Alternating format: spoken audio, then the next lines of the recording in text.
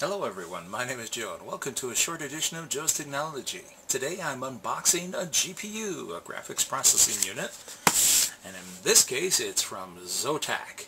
Specifically, this is the ZOTAC GeForce GT 610. Alright, why should we be excited about a 610? Granted, I mean these days, we have the 900 series available from NVIDIA, so a 610 shouldn't be all that exciting, right? Well, this is an unusual 610 for one reason only. Notice that, PCI 1. Okay, again, you may be asking yourself, why would I be excited by a PCI 1 card? Well, there are a lot of inexpensive computers out there that are computers that were leased to different corporations and are now being sold by the hundreds. You can find them at big box stores on their websites being sold for maybe a tenth of what they were originally purchased for, or you may actually have one of those computers that's gotten up in years and maybe it never really had a really good GPU to begin with, but you're limited by the fact that your motherboard only supports PCI Express 1.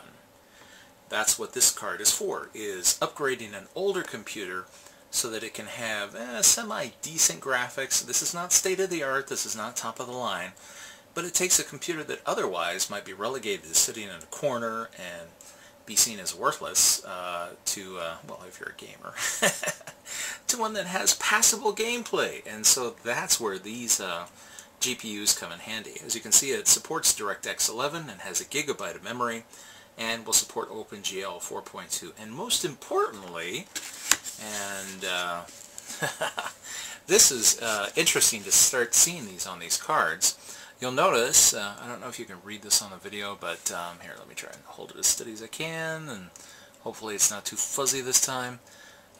It mentions not only does it support Windows 7, which is a given, Windows Vista, even Windows XP. No mention of Windows 8 on this card. I wonder why. And gamers don't choose 8 if they have a choice. What it also lists as an operating system that it's compatible with is none other than, well, let's see, where is it? I just saw it. Maybe it's on the other side. Oh, here we go, specifications. And this is something I'm surprised to start to see all the way at the bottom, if you can make that out. It says Linux. Oh yes. Now vendors are starting to put that on there. And GeForce for a long time had a reputation for not being very Linux compatible. In fact, here, let's take a trip down memory lane.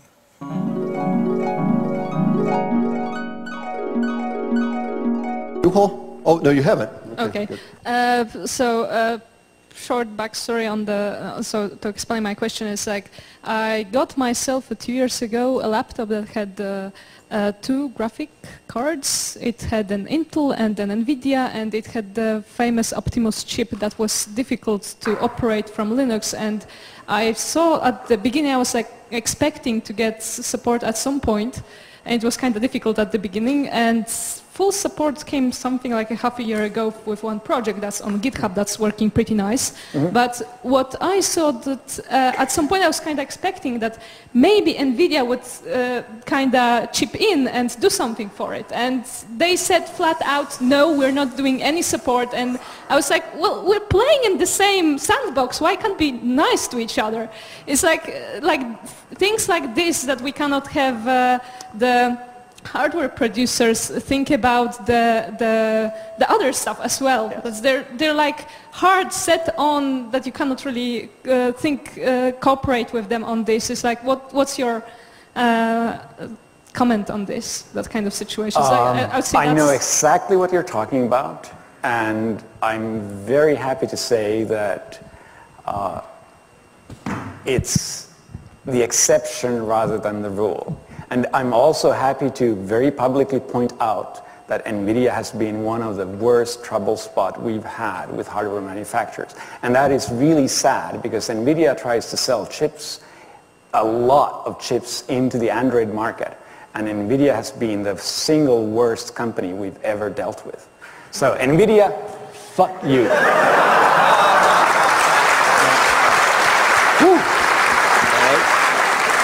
Making some friends there. Don't get me wrong.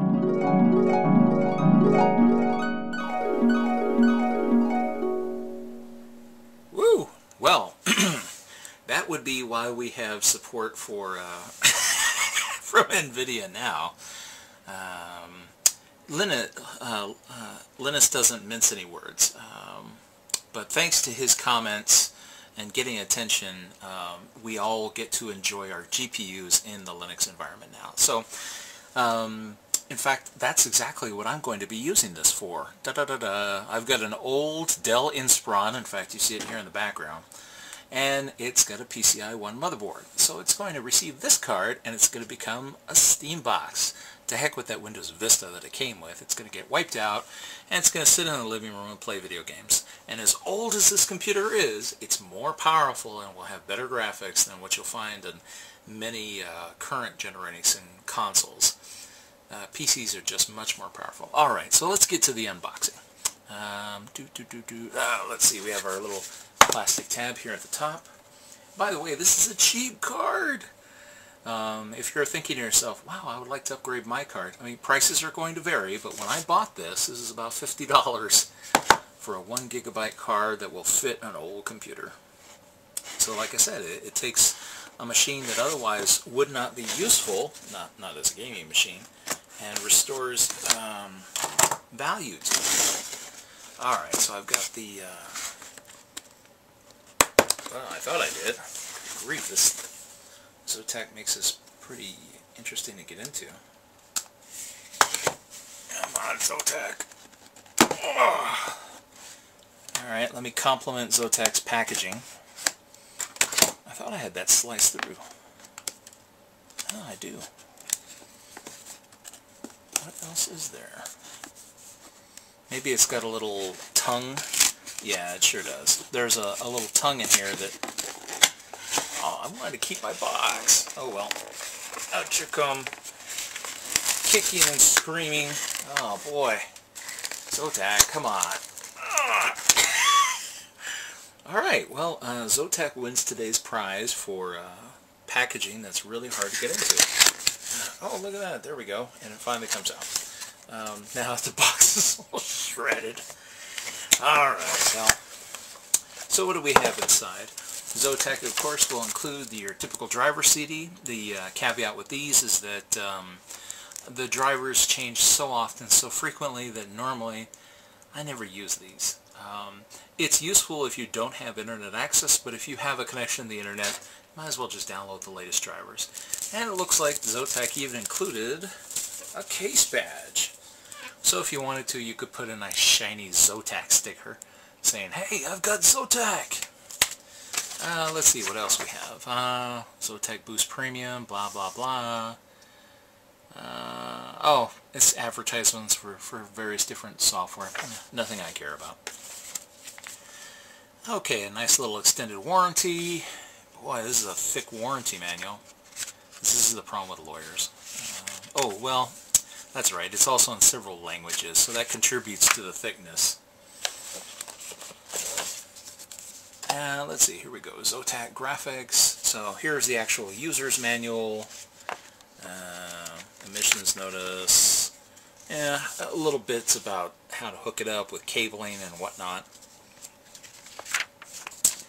Now let's see. I was curious to see whether or not this card requires external power. I don't believe that it does, but here we'll find out for sure. I was under the impression that it didn't. Oh, and it even supports SLI. As cheap as this card is, and as old as the bus as it is, it will support SLI. So for $100, you could have two of these 610s. Well, that's current prices. Prices may vary. Oh, and it even comes with a low profile little backing. So if you needed to put it in one of those, book PCs or whatever they're calling them now. In my case, it'll be a full size.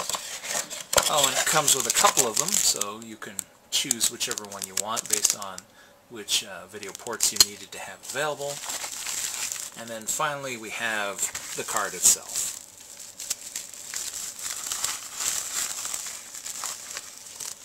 Ta-da! Here we have the ZOTAC GeForce GT 610.